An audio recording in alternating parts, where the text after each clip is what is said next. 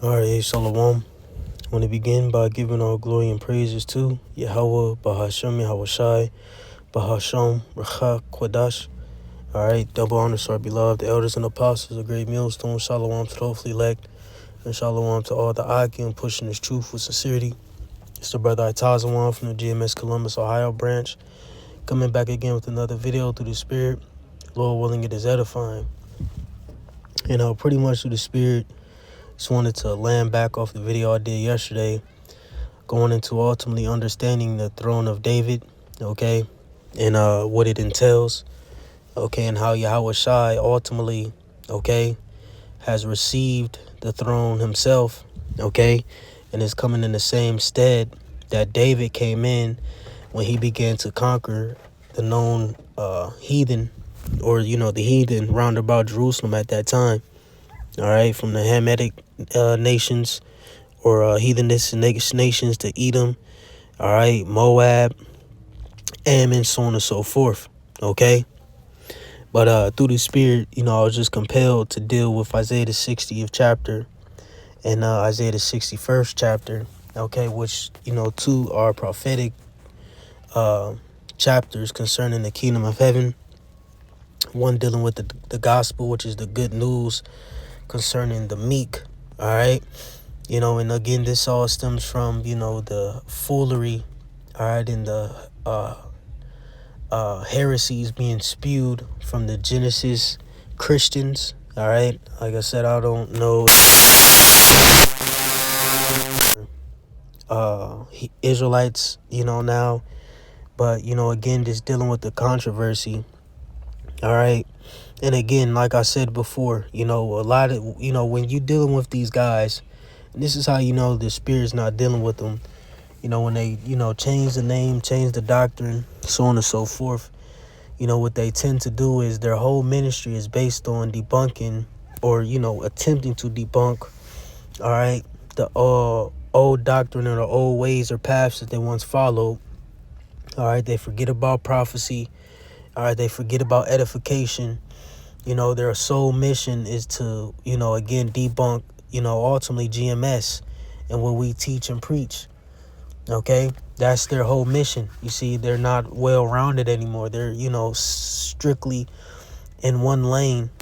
Okay, and again, it's to, focus on what has changed or what they're trying to change. All right, the scriptures deal, not only with doctrine, so on and so forth, but, customs, ways, scriptures speak about the fruits of the Spirit.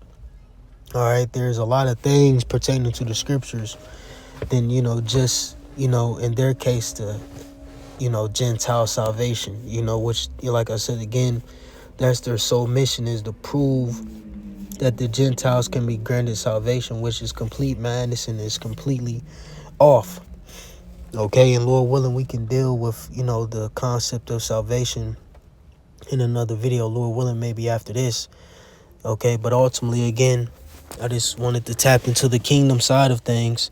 And, again, who is the kingdom for, et cetera, because, again, these guys teach salvation for the heathen, all right, and that, ultimately they can be joint heirs with us in the kingdom, which, like I said, again, is completely off.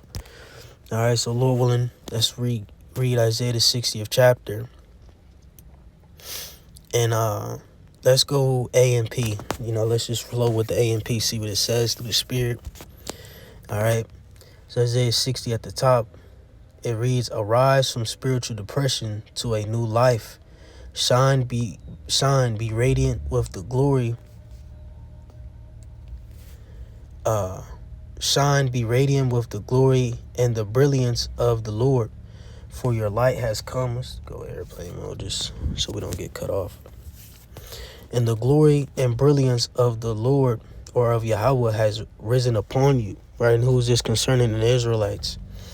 "For in fact, darkness will cover the earth, and deep darkness will cover the peoples. But Yahweh will rise upon you, Jerusalem." Again, the subject matter is concerning Jerusalem. All right, the nation of Israel. "And his glory and brilliance will be seen on you. Nations will come to your light, and kings to the brightness of your rising." You see, Nations will come to your light, and kings to the brightness of your rising. You see, so there's ultimately a separation, okay, being mentioned here. All right. Lift up your eyes around you and see, they all gather together. They come to you. Your sons will come from afar away, and your daughters will be looked after at their side. Then you will see and be radiant, and your heart will tremble with joy and rejoice, because the abundant wealth of the seas will be brought to you. The wealth of the nations will come to you, right? And as it reads in verses 5, it says, then thou shalt see and flow together, and thine heart shall fear and be enlarged, because the abundance of the sea shall be converted unto thee.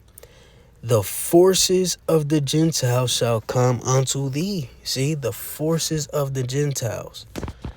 Let's look up the word forces real quick once we get connected. All right. The forces. Strength, might, efficiency, wealth. So the wealth of the Gentiles in this case, these Gentiles are speaking of who? The natural Gentiles, the heathen nations. All right, roundabout.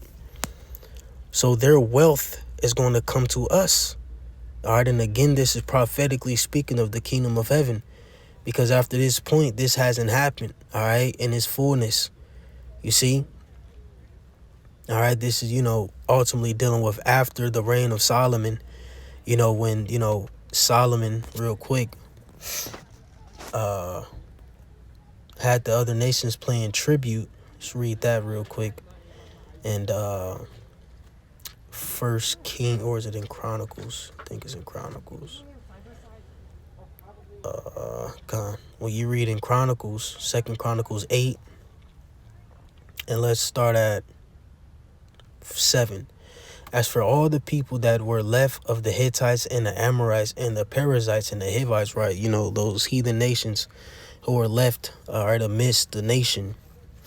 And the Hivites and the Jebusites, which were not of Israel, but of their children, who were left after them in the land, whom the children of Israel consumed not. Them did Solomon make to pay tribute until this day.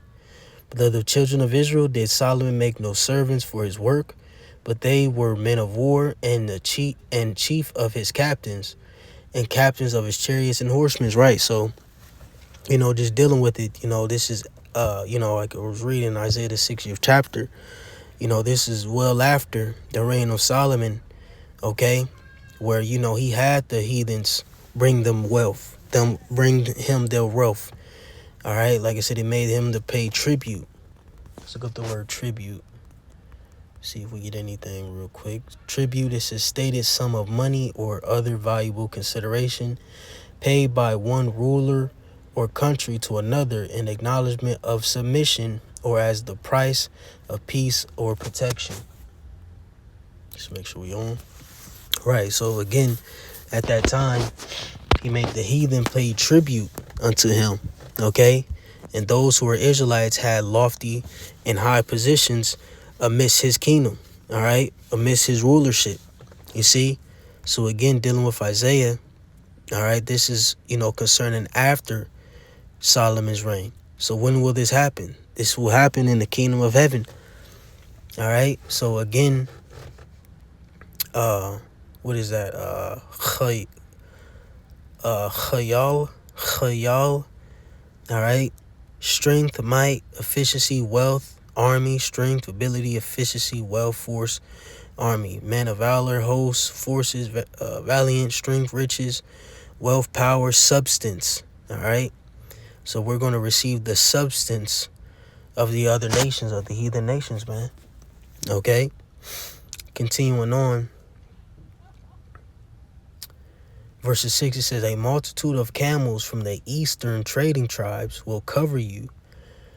Jerusalem, the young camels of Midian and Ephah, all those from Sheba who once came to trade will come bringing gold and frankincense and proclaiming the praises of Yahweh. Right, because at that time, what? We're going to teach the other nations the ways of Yahweh Yahweh Shai, as it is written in Isaiah the 2nd chapter. All right. And again, like I said, they're going to bring us gifts. Okay, what greater people is this that the Most High is so nigh unto? You see, they're going to praise us. They're going to praise our God. Real quick, let's go to, is it Malachi or is it Micah 4?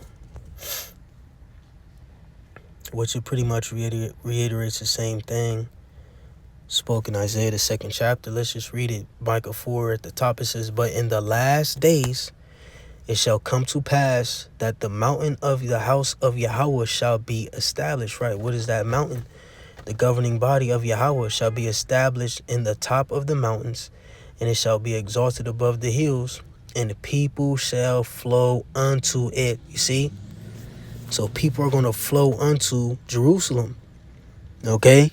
Once we receive that power, that glory, that splendor, people are going to be drawn to us, man. We're going to be the new celebrities, beginning with the 144,000 on down. Okay?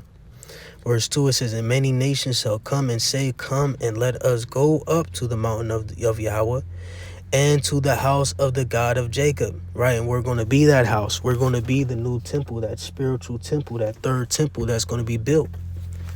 Okay? And he will teach us of his ways, right? We're going to teach and get the heathens in order. And we will walk in his paths, for the law shall go forth of Zion, and the word of Yahweh from Jerusalem, right? Because ultimately the Lord's will is that every knee is going to bow to him. Okay? And we're going to be the forefront, all right? Or, play out his righteousness. Like the scriptures speak about, we're going to be an image of his own eternity. He chose the nation of Israel out of all the other nations to be that. Okay? And as we are that, we're going to declare his ways, statutes, and commandments, all right, in the planet Earth, man, that he may be glorified and magnified, all right, as the omnipotent, the omnipresence, all right, of existence, man. Okay? Verses 3, it says, "And he shall judge among many people, and rebuke strong nations afar off, and they shall beat their swords into plowshares and their spears into pruning hooks." See? So at this time, there's going to be no more war. Why? And then that's how you know we're going to receive spiritual powers as well. Because what weapon will, be able to combat, all right, a spiritual force or entity, or forces or entities in a planet Earth that are immortal and indestructible? Nothing. Not no AK, not no missile, not no nuke, not no fucking ray gun, no cosmic gun, that plasma gun, Esau. No, none of that. Okay? "Nation shall not lift up sword against nation, neither shall they learn war anymore." Right? And again, this is a great scripture, all right, prophetically speaking of the nation of Israel, okay, that will prove that the Jews in the land today, the Jewish people, are not the true Jews, man. They do not fit this scripture at all. Verses 4, "But they shall sit every man under his vine, under his fig tree, and none shall make them afraid concerning the nation of Israel, for the mouth of Yahweh of hosts have spoken it. For all people will walk everyone in the name of his God." Right? You see, real quick, for all people will walk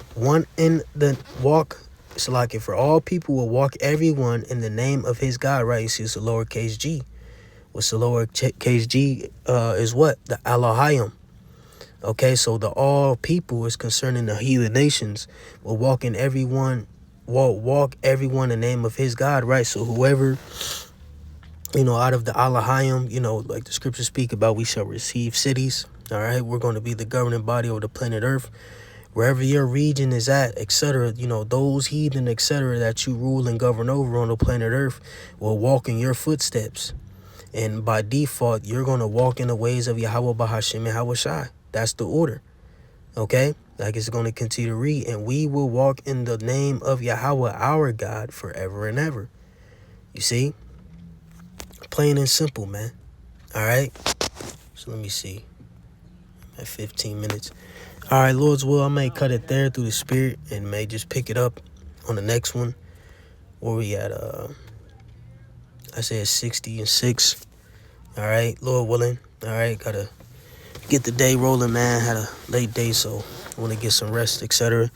But ultimately, again, this, like I said, gonna be more parts of this, but this is what the kingdom of heaven entails, man, and this is the role that the heathens will play.